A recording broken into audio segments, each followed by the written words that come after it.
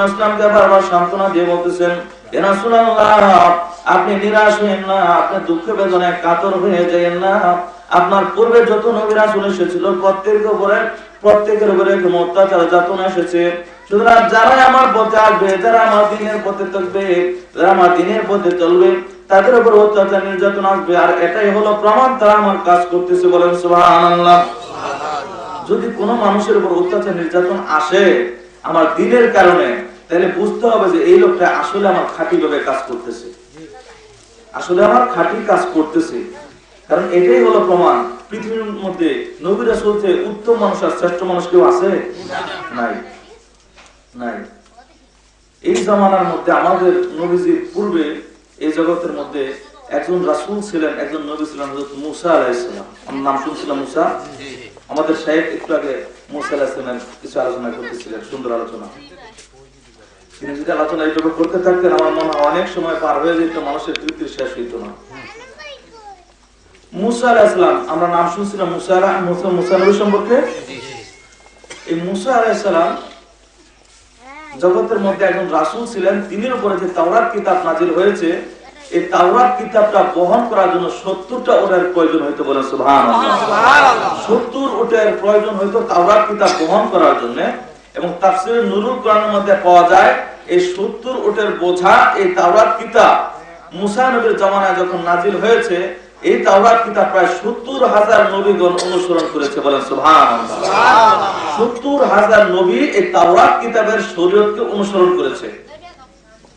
এই মুসা আলাইহিস সালাম পৃথিবীতে আসার আগে মুসা আলাইহিস সালাম যেই দেশের মধ্যে জন্মগ্রহণ করেছেন, তিনি বনী ইসরাইল বংশে জন্মগ্রহণ করেছেন। ওই বনী ইসরাইলে ওই দেশের মধ্যে ওই দেশের নাম ছিল মিশর। মিশরের বাদশা ছিলেন আল্লাহর নাফরমান এক বান্দা, সেটা হচ্ছে নাফরমান বান্দা। সবাই কিন্তু আল্লাহর বান্দা, এটা মনে রাখতে হবে। কেউ হচ্ছে বাধ্য, কেউ হচ্ছে অবাধ্য। যারা আল্লাহকে মানে না তারা হচ্ছে অবাধ্য বান্দা। মুসা আলাইহিস সালাম পৃথিবীতে আসার আগে ফেরাউন একদিন স্বপ্নে দেখে বনী ইসরাইল যে গোত্র আছে, যে দেশ আছে, জাতি আছে, ওই দেশ থেকে ফেরাউন ঘুমন্ত অবস্থায় স্বপ্নে দেখতেছে। কিসে? স্বপ্নে দেখে। স্বপ্নে দেখে বনী ইসরাইল এলাকা থেকে একটা বিশাল একটা আগুনের কুণ্ডলী এসে ফেরাউনের রাজত্ব এবং রাজপ্রাসাদ, তার রাজ ক্ষমতাগুলো সব পুরো ছারখার করে দিচ্ছে। এই স্বপ্ন দেখার পরে ফেরাউন বিচলিত হয়ে, চমকিত হয়ে, আশ্চর্য হয়ে, ভয়ে ভীত হয়ে ঘুম থেকে সজাগ হয়ে গেলেন। সজাগ হয়ে গিয়ে তিনি মন্ত্রী পরিষদ, দেশের যত মন্ত্রী উজির আছে সবাইকে ডাকাইলেন এবং যত দেশে গণক ঠাকুর জ্যোতির্বিদ আছে সবাইকে ডাকায় বললেন, আমি যে একটা ভয়ঙ্কর স্বপ্ন দেখলাম, এরকম স্বপ্ন তো আমি কোনোদিন দেখি নাই। সেটা হলো এই বনী ইসরাইল জাতি আমার বংশের, আমার রাজত্বের সবসময় বিপরীতমুখী। আমি যেই কথা আচরণ আদর্শের মধ্যে আছি, বনী ইসরাইল আমার কথা মানে না। বনী ইসরাইলের এলাকা থেকে, বনী ইসরাইল গোত্র থেকে একটা আগুনের কুণ্ডলী এসে আমাকে এবং রাজপ্রাসাদকে ধ্বংস করে দিচ্ছে। এটার ব্যাখ্যা কি আমাকে তোমরা জানাই দাও। এই স্বপ্ন যে আমি দেখলাম, এটার ব্যাখ্যা কি? কিছু কিছু লোক বললো এটা কোনো মনের খেয়াল, এটা কোনো গুরুত্বপূর্ণ স্বপ্ন, এটা আপনার মনের বিচলিত মনের অবস্থা, এটা তোমার গুরুত্বের বিষয় না। এক একজনে এক এক অবস্থার কথা বর্ণনা করলো, আমি সংক্ষেপে বলতেছি।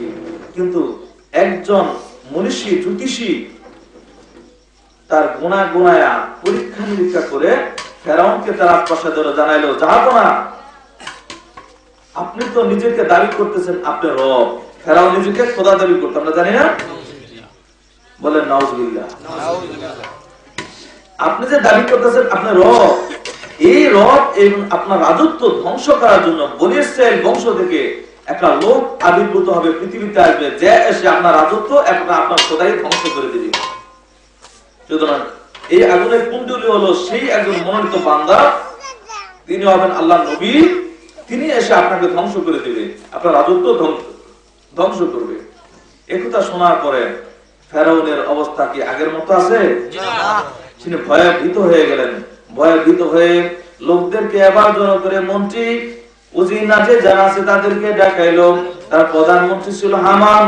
হামান খুব চতুর মানুষ ছিল। বললো, জাহাপনা, আপনি চিন্তিত হবেন না, আপনার জন্য যেটা সবচেয়ে ভালো হবে, আপনাকে আমি এমন পরামর্শ দিচ্ছি। কি পরামর্শ?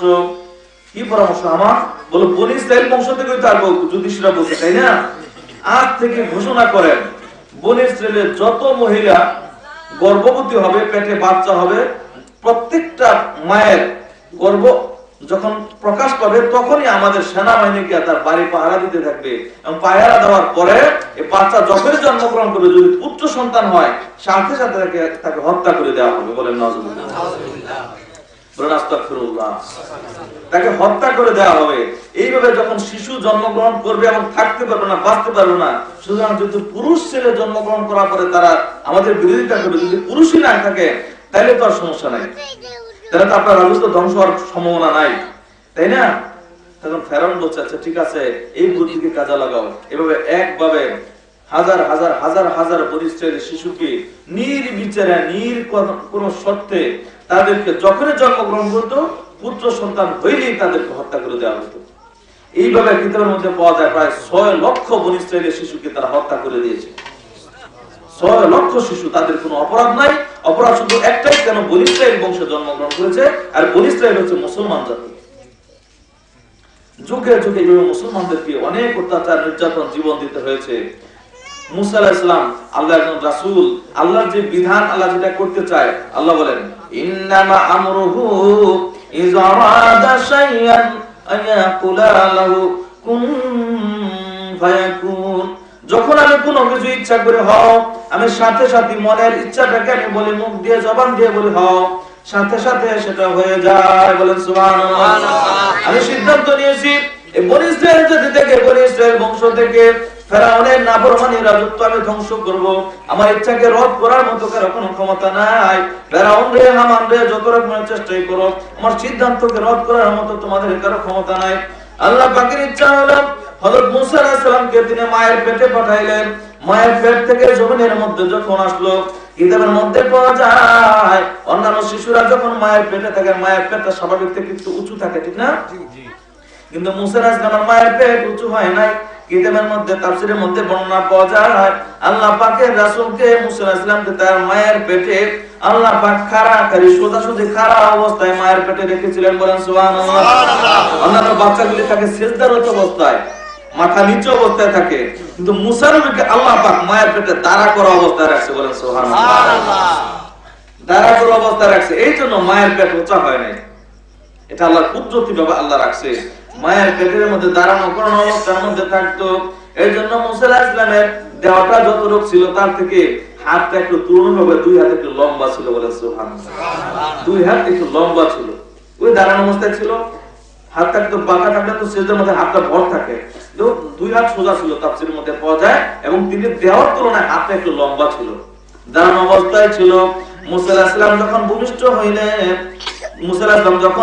হইলেন, ফেরাউনের সৈন্যবাহিনীগুলো চতুর্দিক দিয়ে ঘুরে, চতুর্দিক দিয়ে তালাশ করে কোন জায়গায় কোন গর্ভবতী মায়ের বাচ্চা প্রসব হয়েছে কিনা।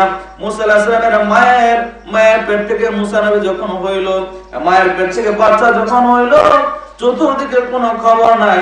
হঠাৎ করে ফেরাউন ভাইয়ের একটা সৈন্য বুঝতে পেরেছে। বলেন সুবহানাল্লাহ।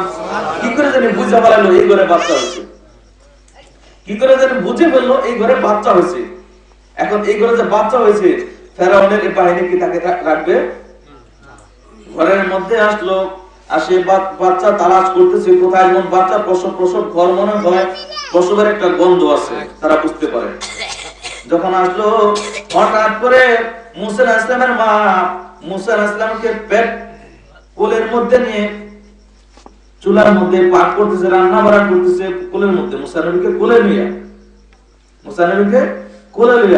এর মধ্যে ফেরাউনের সৈন্যরা যখন আসতেছে বাচ্চা দেখার জন্য এখানে আছে কিনা, কোন একটা কারণে ফেরাউনের মুসা নবীর মা, মুসা নবীর বোন ছিল একটা মরিয়মের কোলের মধ্যে ভাইকে রেখা, তো মাগো আমি একটু কাজে যাইতেছি, হ্যাঁ তুমি তোমার ভাইকেও রাখো, রান্না বাড়ার কাজটা করতে থাকো, আমি আসতেছি। তো বোন ভাইকে কোলে নিয়ে এবার রান্না বাড়ার কাজ করতেছে, চুলার মধ্যে আগুন। যখন ফেরাউনের সৈন্যবাহিনী আসলো, আসার পরে যখন দেখলো যে এই ঘরে বাচ্চার সম্ভাবনা আছে, গন্ধ পাওয়া যায়, যদি বাচ্চাকে দেখে রাখবে এই সৈন্যবাহিনী? রাখবে না। বাচ্চাকে তো রাখবেই না, সেই সাথে যারা এই বাচ্চার বাপ মা অভিভাবক তাদেরকেও শাস্তি দিবে, কারণ তুমি রাজার হুকুম মানো না, তোমার উচিত ছিল জানায় দেওয়া। তোমার উচিত ছিল জানায় দেওয়া। এই চিন্তায় পড়ে গেল মরিয়ম, মনে মনে ভাবতেছে আমার ভাই মুসা আমার কোলের মধ্যে আছে, এই মুহূর্তে যদি আমি সৈন্যবাহিনীর সামনে দিয়ে দেই তারপর আমার আব্বা আমার উপরে শাস্তি হবে, বিপজ্জনক অবস্থার মধ্যে হবে। আর যদি বাচ্চা আমার ভাইকে দেখে বলে সাথে সাথে